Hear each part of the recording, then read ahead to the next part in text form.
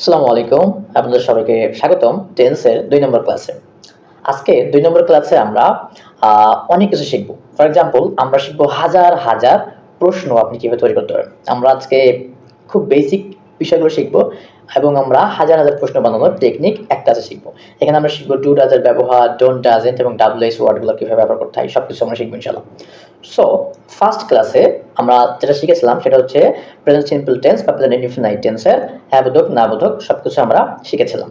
আর আজকে আমরা শিখব কিভাবে ইয়েস নো কোশ্চেন করতে হয় এবং হচ্ছে কিভাবে ডাব্লিউএইচ ওয়ার্ডগুলো ব্যবহার করে কোশ্চেন করতে হয়। সো চলুন আমরা ডু ডাজ দিয়ে শুরু করি। ওকে, আমি যদি বলি আমি কি যাই, তাহলে কি বলবো? ডু আই গো। দেখেন, আমরা প্রেজেন্ট ইনডিফিনাইট টেন্সে শিখেছিলাম আমি যাই, আই গো। আমি যাই না, আই ডোন্ট গো। এখন যদি কোশ্চেন করি যে আমি কি যাই, ডু আগে চলে আসবে। Do I go. আমি কি খেলি? Do I play? আমি কি খাই? Do I eat? Okay, negative করলে আমি কি খাই না? Don't I eat? আমি কি খেলি না? Don't I play? আমি কি পড়ি না? Don't I read? একইভাবে তুমি তুমি কি যাও? Do you go? তুমি কি যাও না? Don't you go? নেগেটিভ করলে ডোন্ট, আর মানে পজিটিভ কোয়েশ্চেন হলে ডু আগে থাকবে, আর নেগেটিভ হলে ডোন্ট আগে থাকবে। তুমি তুমি কি খেলো? Do you play? তুমি কি খেলো না? Don't you play? আমরা কি যাই? Do we go? আমরা কি যাই না? Don't we go? আমরা কি খাই? Do we eat? আমরা কি খাই না? Don't we eat? তারা কি আসে? Do they come? তারা কি আসে না? Don't they come? তারা কি যায়? Do they go? তারা কি যায় না? ডোন্ট দে গো? ওকে, আরেকটা জিনিস মনে রাখতে হবে, ডু কখন হয়, ডাজ কখন হয়।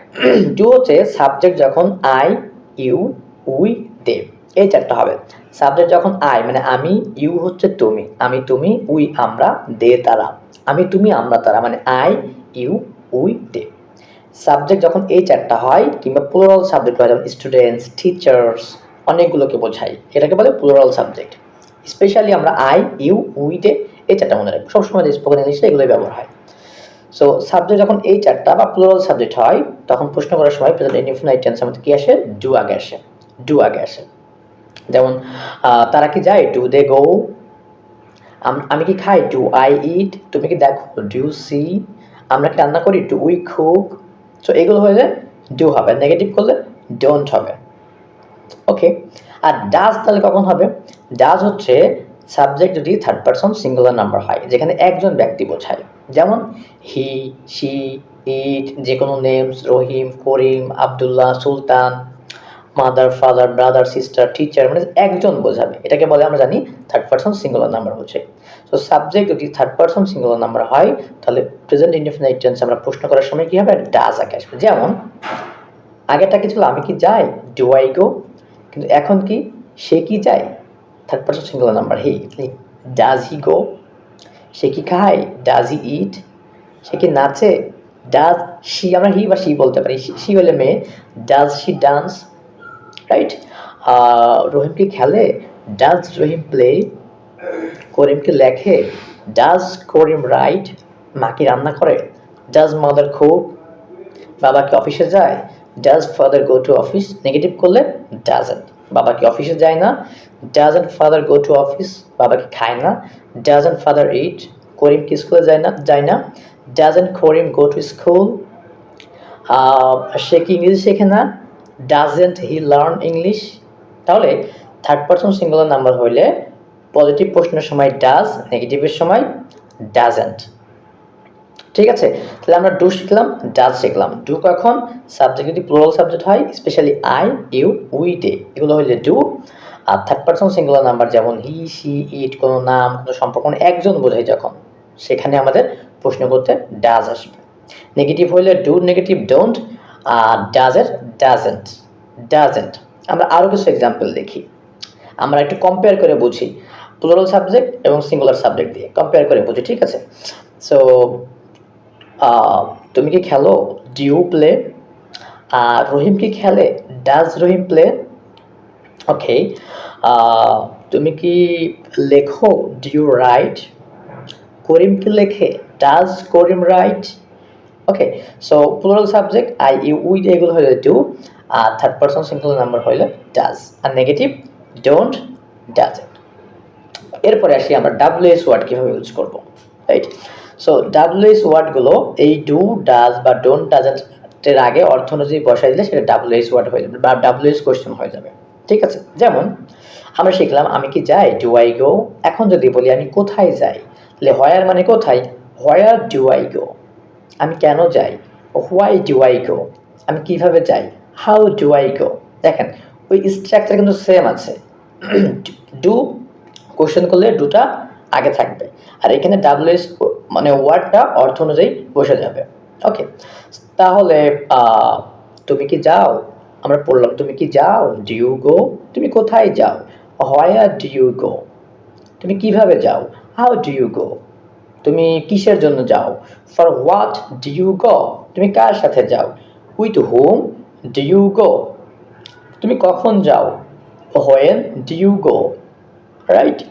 সো আমরা জানি আই, ইউ, উই রে এগুলো হলে পরে ডু হয়, রাইট? সো এর আগে আমাদের ডাব্লিউএস ভাষা দিলে অর্থনীতি প্রশ্ন হয়ে যাচ্ছে। তারপর আমরা দেখি উই দিয়ে ট্রাই করি, যে হচ্ছে আমরা কি খাই, ডু উই ইট। এখন যদি বলি আমরা কি খাই, হোয়াট ডু উই ইট। আমরা কোথায় যাই, হোয়ার ডু উই গো। আমরা কেন ঘুমাই, হোয়াই ডু উই স্লিপ। তারা কেন যায়, হোয়াই ডু দে গো। তারা কেন আসে, হোয়াই ডু দে কাম। তারা কেন ইংরেজি শেখে, why do they learn English, right? এবার যদি আমরা নেগেটিভ করতে চাই, তারা কেন ইংরেজি শেখে না, তাহলে don't, why don't they learn English. তারা কেন খায় না, হোয়াই ডোন্ট দে ইট। মা কেন, ওটা থার্ড পারসন যেন পরে দেখি। তারপরে হচ্ছে আমি কেন যাই না, হ্যাঁ আমি কেন যাই না, আমি কি যাই, ডু আই গো। আর আমি কেন যাই, হোয়াই ডু আই গো। এখন যদি বলি আমি কেন যাই না, হোয়াই ডোন্ট আই গো। আমি কার সাথে যাই, with whom do I go. আমি কার সাথে যাই না, with hmm don't I go. তুমি কোথায় যাও, হোয়ার ডু ইউ গো। তুমি কেন যাও না, হোয়াই ডোন্ট ইউ গো। আমরা কেন খাই না, হোয়াই ডোন্ট উই ইট। তারা কেন ঘুমায় না, হোয়াই ডোন্ট দে স্লিপ।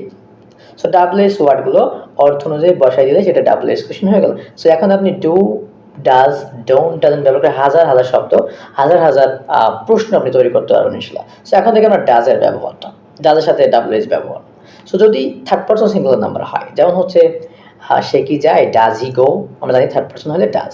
সে কি যায়, ডাজ হি গো। সে কোথায় যায়, তাহলে হোয়ার ডাজ হি গো। সে কেন যায়, হোয়াই ডাজ হি গো। সে কেন ঘুমায়, হোয়াই ডাজ হি স্লিপ। সে কেন ঘুমায় না, হোয়াই ডাজেন্ট হি স্লিপ। সে কেন ইংলিশ শেখে না, why doesn't he learn English. Rahim কেন স্কুলে যায় না, why doesn't Rahim go to school. বাবা কি অফিসে যায়, ডাজ ফাদার গো টু, বাবা কি অফিসে যায়, does father go to office. প্রচুর প্র্যাকটিস করবেন, প্রচুর প্রচুর প্র্যাকটিস করতে হবে। যত বেশি প্র্যাকটিস করবেন তত বেশি ক্লিয়ার হবে এবং ফ্লুয়েন্ট হবেন, ঠিক আছে? সো বাবা কি অফিসে যায়, does father go to office.